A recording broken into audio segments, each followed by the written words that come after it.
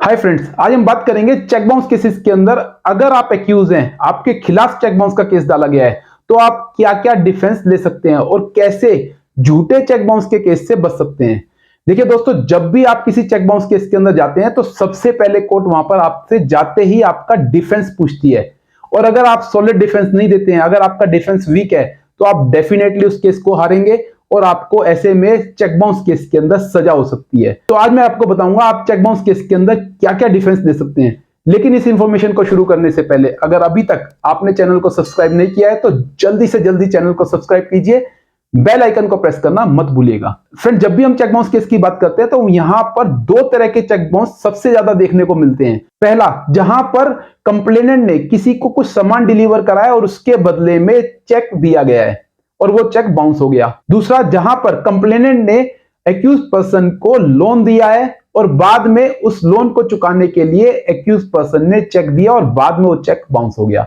अब दोस्तों, इन दोनों ही कंडीशन के अंदर झूठे केस भी दायर होते हैं और इन झूठे केस के अंदर जब आप जाते हैं तो वहां पर जाते ही आपसे आपका डिफेंस पूछा जाता है। अब अगर आपका डिफेंस सॉलिड नहीं है तो आप कोर्ट के अंदर डिफीट हो जाएंगे। तो इस तरह की कंडीशंस के अंदर आप क्या क्या डिफेंस दे सकते हैं। तो सबसे पहले हम उस केस की बात करते हैं जहां पर आपके ऊपर एक झूठा चेक बाउंस का केस डाला गया है और जहां पर कंप्लेनेंट ये बोलता है कि आपने उसको कोई सामान ऑर्डर करा था और उस सामान को खरीदने के बदले में आपने वो चेक उसको दिया और बाद में प्रेजेंट करने पे वो चेक फेल हो गया।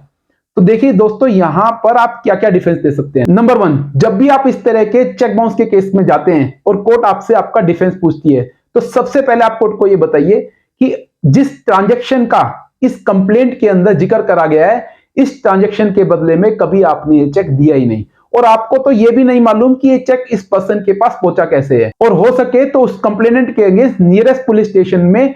चेक को मिसयूज करने की कंप्लेंट डालिए और कंप्लेनेंट के अगेंस्ट क्रिमिनल केस जरूर चलाइए। नंबर टू, आप इस तरह के केस में कोर्ट को यह भी बताएंगे कि जिस सामान को खरीदने की इस केस के अंदर बात की गई है, इस तरह का सामान कभी भी आपने नहीं खरीदा है और ना ही इस तरह का सामान आपके पास कभी डिलीवर हुआ है। और हो सके तो यह चीज आप प्रूव करिए कि इस सामान की आपको कभी भी जरूरत नहीं थी। नंबर थ्री, जब भी आप इस तरह के केस में जाएंगे तो कोर्ट आपको वहां पर ओरिजिनल चेक दिखाएगी और जैसे ही आप ओरिजिनल चेक देखते हैं और आपको लगता है कि इस चेक पे आपने कभी साइन ही नहीं करे हैं, तो आप कोर्ट को बताइए कि ये साइन मेरे नहीं है और ये जाली साइन है और ये पूरे तरीके से एक बोगस केस है। फ्रेंड्स, ये तीन वो डिफेंस हैं अगर आपके अगेंस्ट कोई चेक बाउंस का झूठा केस इस कंडीशन पे डाला गया है कि आपने कंप्लेनेंट से कोई सामान खरीदा था जिसके बदले में आपने ये चेक इश्यू कराया और वो चेक बाउंस हो गया है और चेक बाउंस का केस कोर्ट के अंदर आ गया है। अब फ्रेंड्स, हम दूसरे तरीके के केस की बात करते हैं जहां पर कंप्लेनेंट यह बोलता है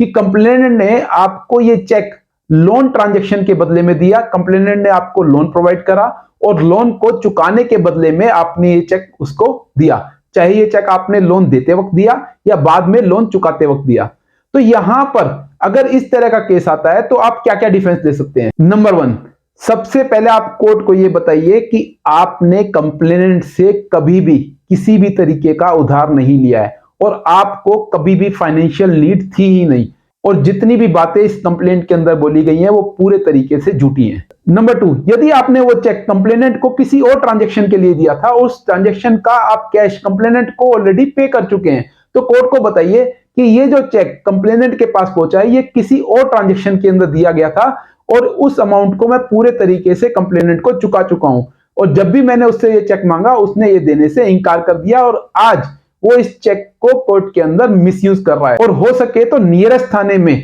चेक को मिसयूज करने की कंप्लेंट डाल करके कंप्लेनेंट के खिलाफ क्रिमिनल केस जरूर चलाइए। तो फ्रेंड्स, खास करके याद रखना है, जब भी आप किसी झूठे चेक बाउंस के केस के अंदर जाते हैं तो कभी भी वहां पर आपका डिफेंस कमजोर नहीं होना चाहिए। आपको चेक के ऊपर करे गए साइन ध्यान से देखने हैं, अगर वो साइन आपके नहीं है तो बिल्कुल मना कर देना है कि ये साइन मेरे नहीं है और ये चेक पर्टिकुलर उस पर्सन के पास कैसे पहुंचा ये कोर्ट को जरूर बताना है ताकि आप अपने केस को ढंग से लड़ सकें और अपनी गवाही के टाइम अपने डिफेंस को प्रूव करने के लिए आप प्रॉपर डॉक्यूमेंट्स कोर्ट के सामने प्रस्तुत कर सकते हैं। यहां पर आप एक बात और ध्यान रखिए, जब भी आप कोर्ट में चेक बाउंस केस के अंदर अपना डिफेंस देते हैं तो कंप्लेनेंट को आपके डिफेंस को तोड़ना होता है। अगर वो आपके डिफेंस को नहीं तोड़ पाएगा तो आप केस जीत जाएंगे और उस झूठे चेक बाउंस केस से बच जाएंगे। फ्रेंड्स, अगर आपका इस इंफॉर्मेशन से रिलेटेड कोई भी प्रश्न है तो कमेंट बॉक्स में लिखें। आने वाले समय में मैं आपको और भी लीगल इंफॉर्मेशन से अवगत कराता रहूंगा। मैं एडवोकेट योगेश अग्रवाल आपके सुनहरे भविष्य की कामना करता हूं।